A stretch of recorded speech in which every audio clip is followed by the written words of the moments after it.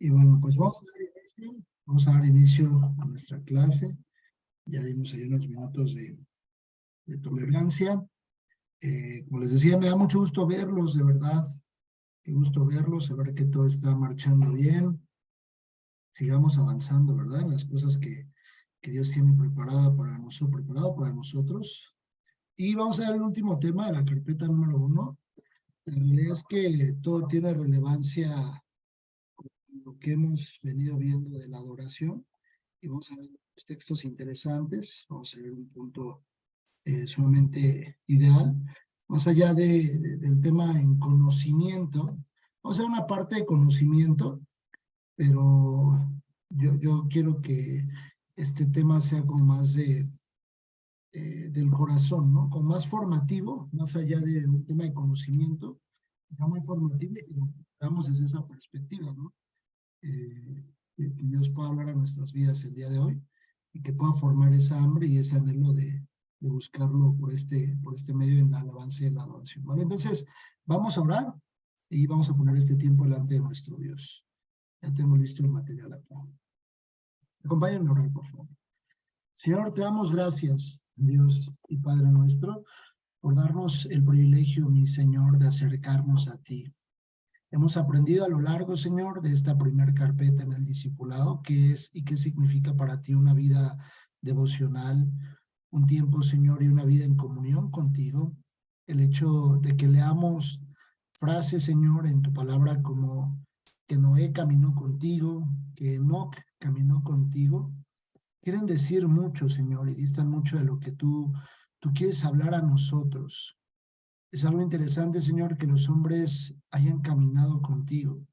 No dice tu palabra que ellos te acompañaron, sino dice que caminaron contigo. Señor, el significado de caminar es estar cerca de ti, estar en comunión contigo. Y ese es el objetivo, Señor, de lo que nosotros, el objetivo que nosotros tenemos para estar aquí, Señor. Queremos y seguirnos formando como discípulos tuyos. Pues queremos caminar contigo, Señor. A lo largo de nuestra vida, Señor, los años que tú nos prestes y nos permitas vivir, si no es que tú vinieras antes, queremos y anhelamos caminarlos contigo, pero caminarlos de la forma que tú quieres. Condúcenos, Señor, en esta clase, toma el control por completo, entrónate tú en este tiempo, que sea tu palabra, Señor, quita a un servidor literalmente, y te pedimos que tú nos hables, que tú nos dirijas, que tú, Señor, nos enseñes todo lo que has preparado para esta noche y que ministres nuestro corazón, Señor, que nuestro corazón sea impactado por esta palabra y que se genere un hambre de buscarte más. Ese es nuestro objetivo en esta primer carpeta, Señor. Buscarte más a ti, Señor. Pasar tiempos de intimidad mucho más fuertes contigo. Te damos gracias, Señor, por esta oportunidad y ponemos la clase en tus manos. En el nombre de Jesús. Amén y amén. Muy bien. Les voy a compartir mi pantalla. Vamos cerrando este tiempo de la primera carpeta. Y bien, el tema se llama sacrificios de alabanza y nos vamos a centrar mucho en lo que dice Hebreos 13:15. Ahí, por favor, ayúdenme a buscar Hebreos 13:15. Recuerden que ya vimos la Biblia, espero que todos ya tengamos mucho más familiarizado dónde están cada uno de los libros, o al menos qué es el Antiguo y qué es el Nuevo Testamento. Un día deberíamos de hacer un examen de los libros de la Biblia, ¿no? ¿Qué tal estamos en los libros de la Biblia? Bueno, si no, estudienlos. Hebreos, se encuentran en el Nuevo Testamento. ¿Alguien quiere ayudarnos a leer? Amén. Adelante, por favor. Dice la bendita palabra de Dios. Así que ofrezcamos siempre a Dios por medio de él sacrificio de alabanza, es decir, fruto de labios que confiesen su nombre. Exacto. Fruto de labios que confiesen su nombre. Y si vamos al título del capítulo número 13, ¿qué dice el título? Deberes cristianos. Es un deber de nosotros como cristianos, como hijos de Dios, este tema. El ofrecer siempre a Dios por medio de él sacrificio de alabanza, Es decir, ¿qué quiere decir esto? Que da el significado de lo que es un sacrificio de alabanza. Fruto de labios que confiesan su nombre. El hecho de que nosotros nos paremos, por ejemplo, en el altar, en su casa, en la iglesia, y nosotros empecemos a expresar con nuestros labios su nombre, ese es un fruto. Eso es prácticamente la alabanza que Él espera. Que empecemos a expresar con gratitud, que empecemos a expresar las características que definen a Dios. Eso nos permite entender que es un fruto de nuestros labios. Si ustedes le ponen una alabanza a una persona, por ejemplo, si ustedes, no sé, imagínense la alabanza que más les gusta a ustedes y póngansela a una persona que es cristiana. Ustedes tal vez cuando escuchan esa alabanza la disfrutan mucho, una canción en ritmo de adoración, digámoslo. Si ustedes la ponen, la disfrutan. Al escucharla, empiezan a escuchar los primeros tonos, las primeras teclas del teclado, las primeras notas, y ustedes dicen, ay, esa es la que me gusta. Y la disfrutan desde que escuchan la melodía. Si ustedes le ponen la alabanza o esa canción a una persona que no es cristiana, probablemente esa persona ni siquiera va a tolerar la canción, o ni siquiera la va a cantar, o ni siquiera la va a interpretar. ¿Por qué? Porque no hay fruto. ¿Cuál es el fruto en nuestros labios? Dice, fruto de labios que confiesan su nombre. Cuando nosotros tenemos la revelación perfecta de quién es Jesús y quién es Dios en nuestras vidas, nosotros exaltamos su nombre y decimos, bendecido, bendito sea el nombre de Jesús. No cualquier persona puede decir bendito sea el nombre de Jesús, no porque no lo pueda decir, no porque se le va a salir un demonio o algo, sino porque no tiene la convicción del nombre de Jesús. No significa para esa persona absolutamente nada. Y nosotros solo decimos con una convicción clara. Cuando decimos aleluya, alabado sea el Señor, nosotros estamos dando un fruto de algo que nosotros conocemos. Pero dice previamente que ofrezcamos siempre a Dios por medio del sacrificio. Es un sacrificio, no obviamente de carne, sino ahorita lo vamos a ver. Conoce la palabra sacrificio aquí en este texto, ¿no? En el griego se escribe como tusia y denota primeramente el acto de ofrendar, luego objetivamente aquello que es ofrecido, es una ofrenda, es el entregar algo. Esta palabra es utilizada en textos de nuestra lección, es decir, donde el texto dice sacrificio de alabanza, el término es tusia. Cuando dice que ofrecemos por medio de él sacrificio de alabanza, estamos ofreciendo tusia. Y cuando dice la palabra, y si nos vamos a la palabra ofrenda, en griego significa conducir, ofrecer, dar, y el término empleado es anafero. Entonces el sacrificio de alabanza implica traer y ofrecer a Dios nuestra adoración. El hecho de que nosotros exaltemos a Dios o traigamos a Dios alabanza es un sacrificio que estamos haciendo. No como en el Antiguo Testamento, ahorita vamos a ver un poco de la referencia al Antiguo Testamento. Pero quiero que vean qué tan importante es este tipo de sacrificio que nosotros hacemos delante de Dios, porque es parte del fruto que nosotros estamos dando. Quiero preguntarles a ustedes, ¿qué piensan o qué pasa por su mente cuando ustedes adoran o alaban a Dios? Imagínense, recuerden la última vez que estuvieron en la iglesia alabando, cantando una alabanza o adorando a Dios. ¿Qué pasa en esos momentos por su mente? ¿Realmente estamos alabando a Dios o adorando a Dios o solamente estamos repitiendo una canción que ya no sabemos? Y podemos estar con los ojos, ser muy cristianos y con las manos levantadas, pero por nuestra mente estamos completamente ausentes de lo que estamos viviendo en ese momento, de lo que está sucediendo en ese momento, de la alabanza y la exaltación. Nosotros no alabamos a Dios solo con un canto. Lo vimos la clase anterior. Es la parte de la humillación, hay una palabra que se llama proscunetes, que lo van a ver en la facultad, pero esa parte de humillación incluye todo el cuerpo, desde los pensamientos. Se rompe la alabanza y la adoración cuando mis pensamientos no están conectados con lo que yo estoy interpretando. Puedo estar yo cantando cualquier canción y pensando en problemas, pensando en situaciones que está viviendo mi familia, pensando en cualquier cosa. La alabanza y la adoración, por eso habla de ofrezcamos siempre a Dios por medio del sacrificio. Tenemos que despojarnos completamente de todo lo que está pasando en ese momento a nuestro alrededor y enfocarnos en lo que estamos haciendo en ese momento.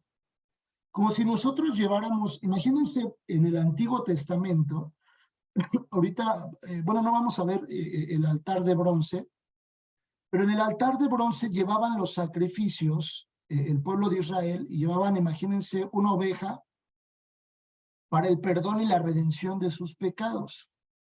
Y lo llevaban pensando en el error que habían cometido. Y a través de del sacrificio de ese animal, había un perdón de pecados. Ellos no creo que, de verdad, no creo que estuvieran pensando en cualquier otra cosa. Después, tiempo después, el pueblo de Israel, ahorita vamos a ver un texto donde Dios le dice al pueblo de Israel, ya estoy harto, ya estoy hastiado de sus sacrificios. Yo ya no quiero ese tipo de sacrificios, sino quiero los que vienen del corazón, en donde nosotros nos despojamos completamente de toda la situación que pudiéramos estar viviendo en el día a día, y ese momento se lo ofrecemos completamente a Él. Por eso dice, estoy buscando adoradores en espíritu y en verdad.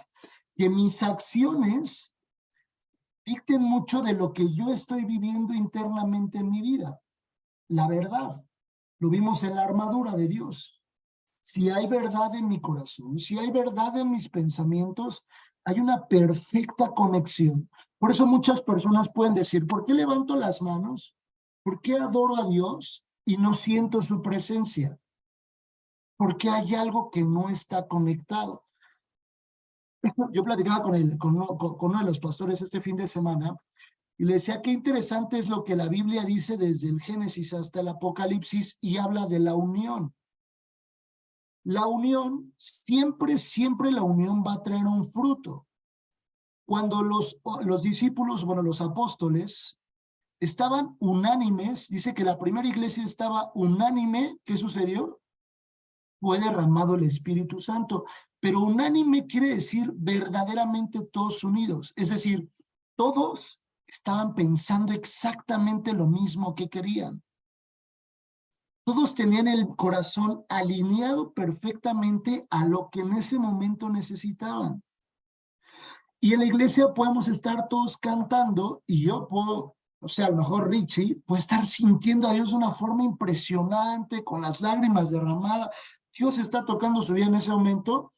Yo así de, bueno, pues sí está chido este tiempo, ¿no? Pero pues no es como para tanto. Porque todo Richie, todo él, en sus pensamientos, en su corazón y en su expresión corporal, en su alma, cuerpo y espíritu, estaban perfectamente alineados a lo que en ese momento se quería buscar de Dios. Y entonces hay un derramamiento del Espíritu Santo en ese momento. El sacrificio siempre en todos los sentidos, es decir, la unión de todo el cuerpo, nos va a llevar a que el Espíritu Santo se derrame sobre nosotros. Otro ejemplo de unión. Cuando un hombre y una mujer, existe una unión entre un hombre y una mujer, hay un embarazo, tiene un fruto, es un bebé. Siempre en la unión va a haber un fruto. Dice Jesús, la Biblia, y Jesús lo dijo, que fuera de él nada podremos hacer. sino nosotros somos los pámpanos y Él es la vid, junto a Él, pegados a Él, unión. Siempre la unión nos va a llevar a obtener un fruto. Por eso dice acá, así que ofrezcamos siempre a Dios por medio de Él sacrificio de alabanza, es decir, fruto de labios. Si yo no doy ese fruto en ese momento, no puedo esperar que se produzca algo en mí. No puedo esperarlo. Si yo me levanto muy de temprano y lo primero que hago es pensar en mis problemas, en lugar de ir a buscar a Dios, o incluso busco a Dios y busco a Dios pensando en cualquier otra cosa, mientras estoy orando, mientras le estoy alabando, mientras le estoy adorando, no hay un fruto que se produzca de mí mismo hacia Dios. Decirle, este es el fruto que yo te ofrezco, donde todo en mí está perfectamente alineado para poderte ofrecer un fruto. Eso fue lo que sucedió entre Caín y Abel, donde uno ofrece cualquier cosa, y el otro ofrece lo mejor. Uno de los significados de una de las palabras que vienen cuando Dios le dice a Caín que por qué Caín está molesto, uno de los significados de esa palabra quiere decir que Caín ardió en celos de su hermano. Le dieron celos, ardió de celos. Eso a veces pasa. Nosotros podríamos estar viendo la vida de otra persona que avanza y dice la Biblia que va creciendo como la aurora, ¿verdad? Como la luz de la aurora que crece y que crece. Y nosotros decimos, ¿y por qué yo no? Y nosotros podemos incluso arder de celos. Se escucha muy fuerte, pero es real. Y mi vida no está en esos niveles. ¿Qué está pasando con lo que tú le estás ofreciendo a Dios? Lo demás es soberanía de Dios, pero ¿qué pasa en nosotros? Desde nosotros, ¿qué le ofrecemos a Dios? ¿Vale? Por eso es tan importante llevar un buen sacrificio de alabanza. Dice ahí en Isaías 1:11, ¿para qué me sirve, dice Jehová, la multitud de vuestros sacrificios? Qué fuerte es esto lo que Dios le dice a Israel. ¿Para qué a mí me sirve? O sea, el pueblo de Israel pensaban que le hacía un favor a Dios con sus sacrificios. El pueblo de Israel decía, imagínense que nosotros digamos, yo diezmo, voy a poner este ejemplo, yo siempre diezmo, soy una persona que diezma siempre, un peso recibo y diezmo así, lo de un peso. En todo yo siempre diezmo. Y Dios dice, ¿de qué me sirven tus sacrificios? No lo dejen de hacer, obviamente, no lo dejen de hacer porque es algo que es parte de lo que Dios dejó escrito. Y hay bendición porque lo dice Malaquías, pero dice Dios, me estoy refiriendo al punto en el que yo pienso, si yo pienso que diezmar es suficiente, si con diezmar ya cubrí todo, ya estoy exento, no, porque tampoco son indulgencias, no existen las indulgencias, el diezmo no es una indulgencia, el diezmo se da por gratitud a Dios. Pero dice aquí la Biblia, ¿para qué me sirve, dice Jehová, la multitud de vuestros sacrificios? Hastiado estoy de holocaustos de carneros y de cebo de animales gordos. No quiero sangre de bueyes, ni de ovejas, ni de machos cabríos. Lo que yo quería, si Dios lo dijera, es un corazón y una vida transformada. Eso es lo que Dios esperaba del pueblo de Israel. Llevar un macho cabrío y que el pueblo de Israel viera cómo sufre un macho cabrío al ser degollado, al ser matado, al ser exhibido, enfrente de todos, de tantas personas ser exhibido, que el hombre que lo llevara o la mujer dijera, ay, no inventes, qué feo sentí. Después a mí nos regalaron hace poquito un pececito y tengo que contarles una tragedia. Se nos murió el pececito. Pero yo creo que fue por el frío, porque sí lo cuidábamos bien, sí lo cuidábamos bien. Pero se nos murió el pececito. Y sentimos muy feo en el corazón, de verdad sentimos muy feo. Y no lo estábamos acuchillando ahí a ver qué tal se veía todo acuchillado el pececillo. Pero sentimos muy feo en el corazón. Gracias a Dios ese pececillo se fue al cielo de los peces. eso creo yo. Pero yo sentí muy feo, y eso es lo que Dios esperaba del pueblo de Israel, decir, ¿te das cuenta que un animal tiene que poner su sangre y su vida por ti para que puedas ser perdonado? Yo no gano nada, yo Dios no gano nada si llevas o no llevas tus bueyes y tus animales y tus ovejas. Claro, hay gratitud y hay amor en el corazón de Dios de decir un hijo que se arrepintió y que va a cambiar sus pasos. Obviamente hay satisfacción en el corazón de Dios, pero Dios no quería eso. Dios quería vidas cambiadas, vidas transformadas. Por eso fue tan fuerte el esquema de la redención. Y ahora el esquema de nuestra redención es el sacrificio del Cordero, de Jesús, del Cordero que fue inmolado, exhibido, fue golpeado y Él entregó para dar fruto. Cada uno de nosotros somos parte de ese fruto que Él ha dado por medio del sacrificio que dio hacia el Padre. Y entonces, ahí es donde podemos entender esta parte. Moisés debía descansarse antes de acercarse a la zarza. Este es el justo o el acto de sacrificio que debemos hacer nosotros hoy en día. La carne nosotros tenemos que entregarla en sacrificio para que internamente disfrutemos una vida devocional. Es decir, nuestros sacrificios ya no son por medio de estos animales. El sacrificio ya lo hizo el Maestro. ¿Cuáles son esos sacrificios? El que nosotros nos acerquemos con Dios y quitemos el calzado. Digamos, mi cuñada me cae súper mal y entonces quito esto y yo actúo en amor hacia esa persona.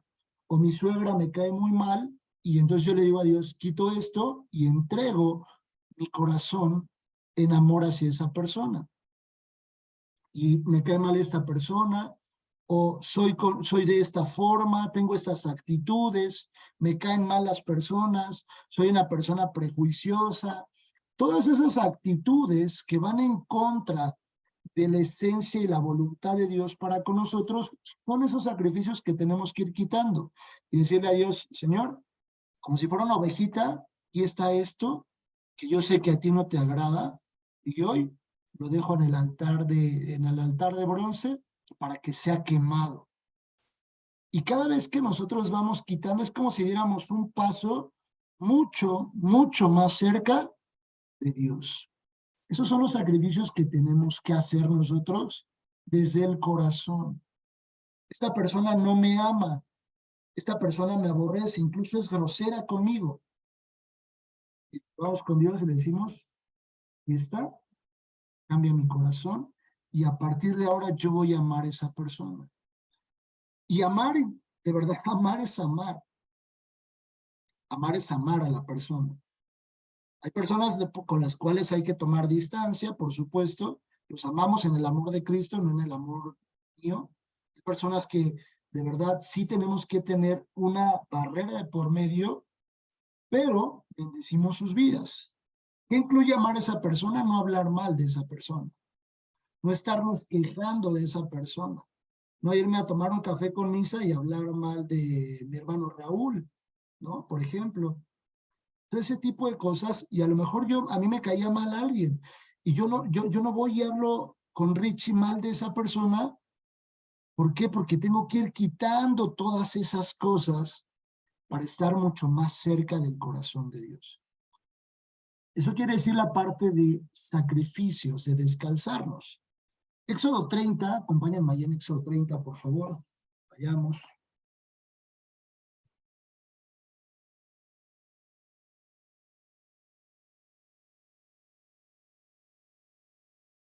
El altar de incienso.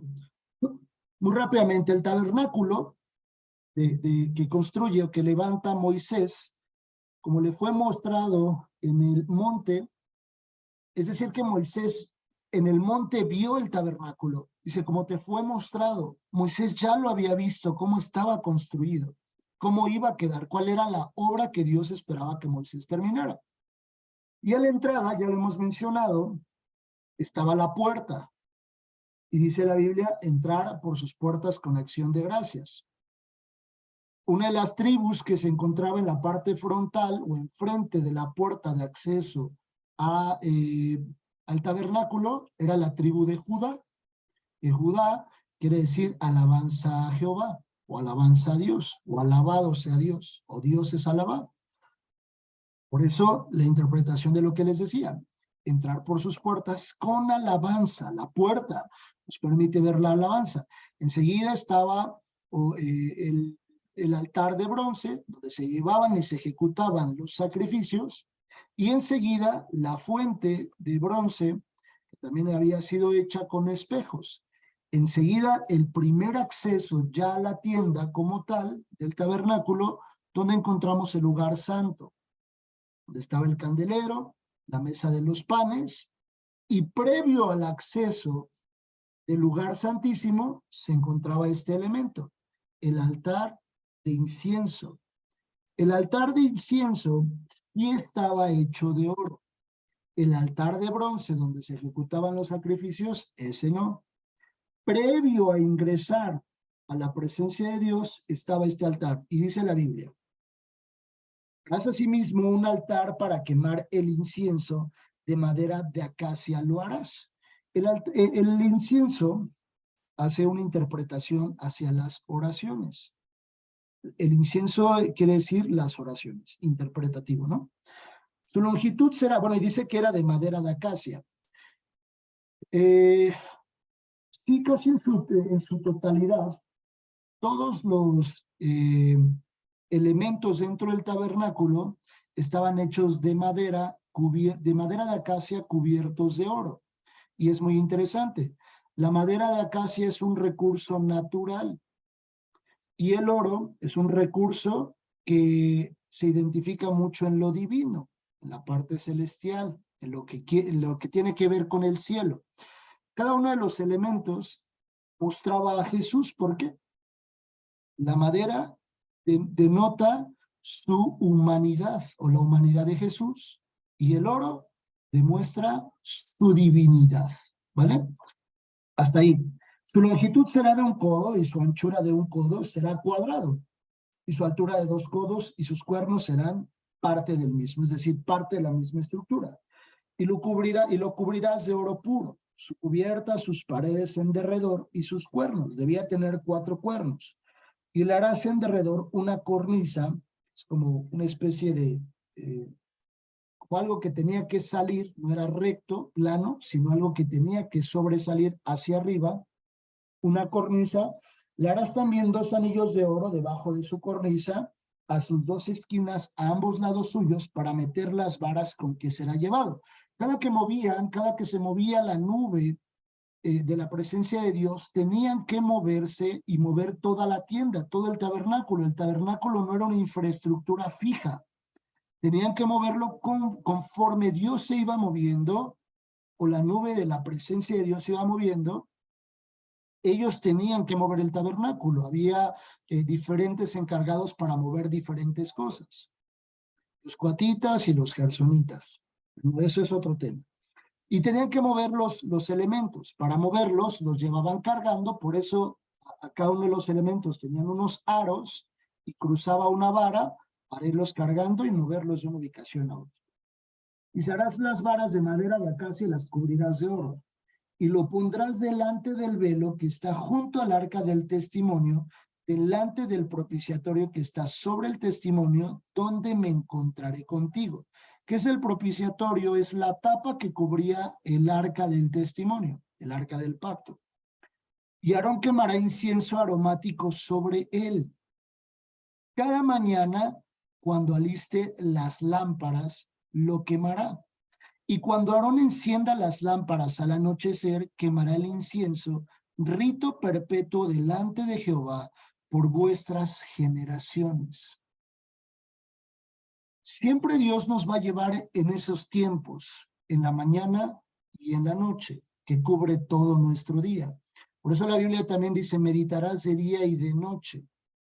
En este punto vemos la oración, pero también el incienso con el que estaba hecho uno de los elementos con el que estaba hecho el incienso, habla mucho y se interpreta mucho acerca de la adoración. Cuando el sacerdote entraba de día, tenía que hacer este rito o este ritual que dice que es perpetuo, apagaba las lámparas de día que estaban en el incienso, en el candelero, y entonces tenía que correr el incensario y se cubría toda la sala, por así decirlo, del lugar santo, se cubría de incienso, que quiere decir la oración junto a la oración. Para poder ingresar al lugar santísimo, siempre se tenía que hacer, solo podían ingresar una vez, pero para mantener la presencia de Dios, de día y de noche, se tenía que ejecutar este ejercicio. Y dice, no ofreceréis sobre él incienso extraño, nada extraño, lo que yo les decía hace rato, tiene que estar perfectamente alineado en pensamientos, en corazón y en mi interpretación física, perfectamente alineado. Si en ese momento yo estoy pensando en algo extraño, pareciera que estoy metiéndole al incienso algo que no es parte de los elementos. Imagínense que hoy nuestro elemento de ese incienso fuese mi mente, mis pensamientos, mi corazón, para poder hacer todo ese rito. Si alguno de esos elementos que hoy utilizo para ese incienso no está alineado, ya es un incienso extraño, porque no cumple con las características que debía llevar el incienso. Incluso el incienso tenía que tener medidas específicas, por ejemplo, 10 gramos de A, 5 gramos de B, 15 gramos de C. Cada uno de los elementos tenía estacte, uña aromática, tenía diferentes elementos y todos tenían que estar bien pesados. No ofreceréis sobre él incienso extraño, ni holocausto, ni ofrenda, ni tampoco derramaréis sobre él libación, es decir, derramamiento de un aceite. Y sobre sus cuernos hará Aarón expiación una vez al año. Solo una vez al año se hacía expiación. En el Yom Kippur se ejecutaba un sacrificio y estaba el chivo expiatorio y se hacía un sacrificio. Ese es otro tema también, pero solamente una vez al año, que era el momento en el que entraba el sacerdote hasta el lugar santísimo. Es decir, una persona se preparaba durante todo el año para llegar hasta el lugar santísimo, cruzar ese velo y llegar al lugar santísimo. Moisés podía entrar y salir como Juan en su casa, sin problemas. Pero un sacerdote era elegido para entrar solo una vez al año hasta el lugar santísimo donde estaba el arca y el propiciatorio, y de allí había una comunicación con Dios.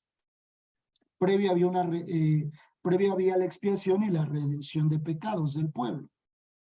Pero solo una vez. Hoy lo podemos hacer todos los días, de día y de noche. Pero ellos lo hacían. Imagínense que nos dijeran, de día y de noche lo harás y no vas a sentir a Dios, solo vas a saber que está ahí. Y eso es lo que ellos vivían. No podían entrar hasta su presencia. Hoy podemos entrar de día y de noche. Para ir avanzando y no atrasarnos. Dice, una vez al año hará expiación sobre él por vuestras generaciones. Será muy santo, algo muy delicado para Dios. El poder de Dios en la alabanza es majestuoso. No vamos a leer los textos, pero se los voy a dejar para que lo lean. En Génesis 49, 8, 10, cuando está la bendición, o cuando todas las tribus son bendecidas por parte de Jacob, el padre de estas tribus, o Israel, hay algo que le dice específicamente a Judá. Y le dice a Judá, no será quitado el cetro de Judá, ni el legislador de entre sus pies hasta que venga Silo. Eso está en Génesis 49, 8, 10. Por eso es que Jesús viene de este linaje. Ajá. Esta declaración fue hecha sobre Judá, uno de los hijos de Israel, en donde se hace constar que en Judá habrá autoridad, legalidad, y Shiloh, que es la promesa del Mesías. Shiloh es la referencia de Jesús o el Mesías o el príncipe de paz. El nombre de Judá, que yo les decía, significa alabado sea Dios o el Altísimo o Jehová. Eso se cumplió, pues por la línea de descendencia de Judá nació José, que fue el tutor terrenal de, aquí está mal interpretada, nació José, quien fue el tutor terrenal de Jesús. No fue su padre como tal, sino fue su tutor o fue quien, recuerden que José incluso no puso de su simiente para el nacimiento de Jesús, sino se tomaba como su parentela o su padre, pero la realidad es que solo fue en un sentido figurativo en la tierra, ¿no? Muy rápido, 3 textos que es importante revisar. Pablo y Silas en Hechos 19, 16. Cuando Pablo y Silas están en la prisión, dice la Biblia que ellos empiezan a alabar. Y se rompen cadenas, salen de la cárcel, son librados. Si hoy usted le dice a alguien que a lo mejor conociera, ¿no?, que está en prisión, recuerden que esto, digo, Dios lo puede hacer sin duda, pero esto es espiritual, es interpretativo. Si hoy ustedes pudieran sentir que sus vidas se encuentran aún encarcelada, en prisión, en el que dicen, no puedo dejar esto, verdaderamente me siento encarcelado porque este pecado no lo puedo soltar, incluso ni siquiera quiero soltarlo. El poder de la alabanza permite que pueda haber libertad. Josafat y todo Judá fueron libertados de una batalla donde tenían todas de perder. Lean la historia de Josafat, es fenomenal en el tema de la alabanza. Josafat fue un rey de Israel, de Judá, y en ese tiempo venía una guerra contra ellos. Entonces ellos hacen un acto de inclinar su rostro y adorar a Dios, y hay libertad. Salomón en el templo dice que era tan grande la presencia, la manifestación de la presencia de Dios, que no podían ni entrar ni salir. Y finalmente hay un tema que es importante que ustedes ya tengan muy claro, el cántico nuevo. Personalmente yo es una de las cosas que más disfruto cuando tengo tiempos con Dios o cuando tengo la oportunidad de alabar a Dios. No tienen que ser las personas tal vez más creativas, pero Dios siempre pone las palabras correctas. El cántico nuevo es algo que está escrito en Salmos, lo pueden ver en Salmos 96.1 o Salmos 98.1. Vamos a leer rápidamente Salmos 96.1.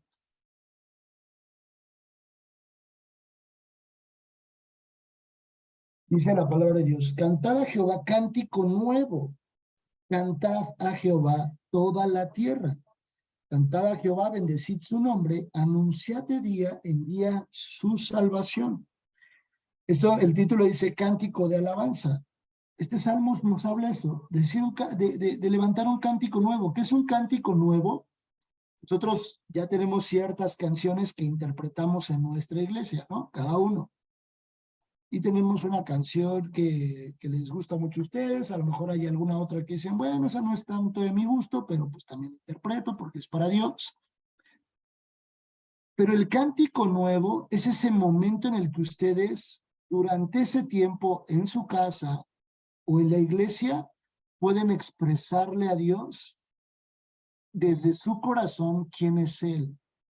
¿Qué significa? Como si estuvieran componiendo una canción.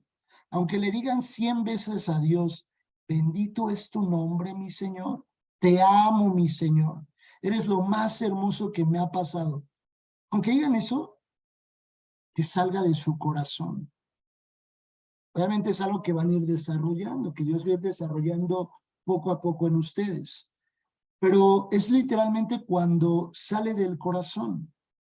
Imagínense los que están casados, que ustedes digan, le voy a hacer una carta a mi esposa, pero le voy a hacer una carta de un libro que ya está copiado, ¿no? Entonces ya compro un libro de cartas para la esposa y ya nada más lo transcribo y le digo, mira, te traje esto. seguro ella va a sentir bonito por el detalle. O él va a decir, ay, qué bonito, ¿no? Mira, me escribió esto. Pero yo creo que no es de él, porque sé muy bien cómo escribe, ¿no? O cómo se expresa.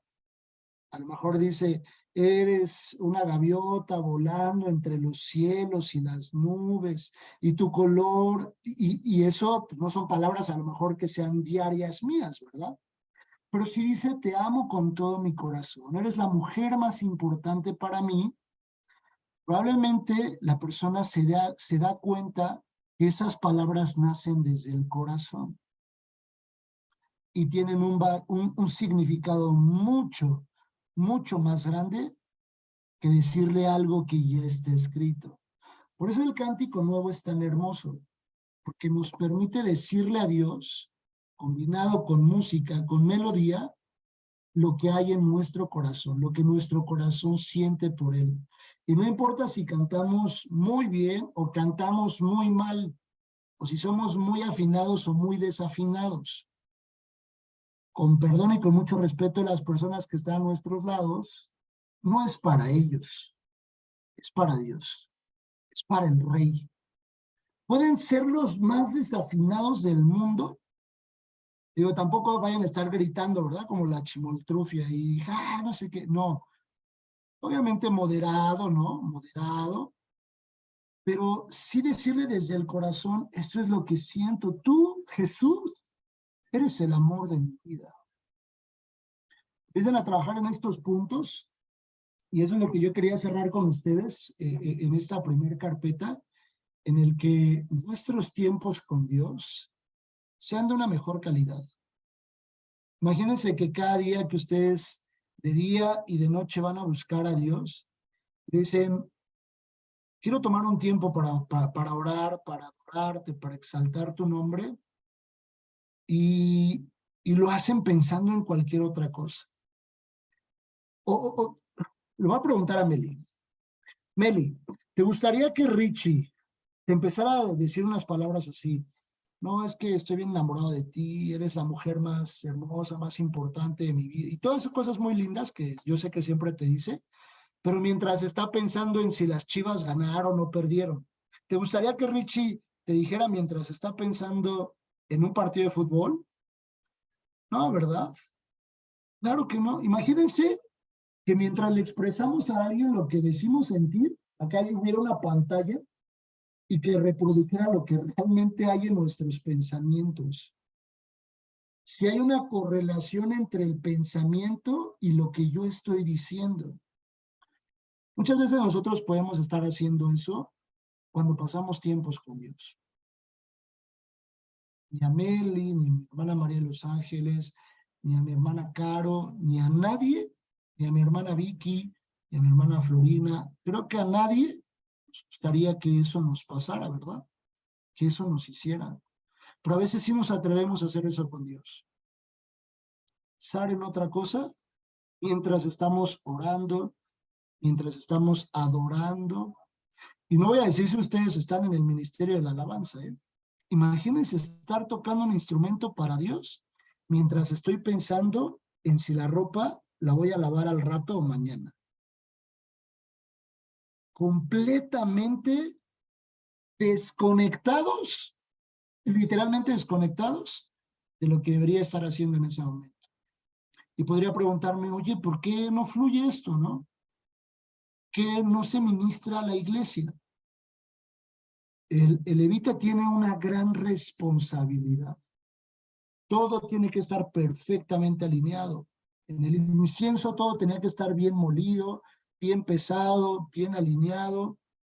Todos los puntos que ya vimos, ese sacrificio que da fruto debe de ser por medio de la unión en todos los sentidos, bien alineados.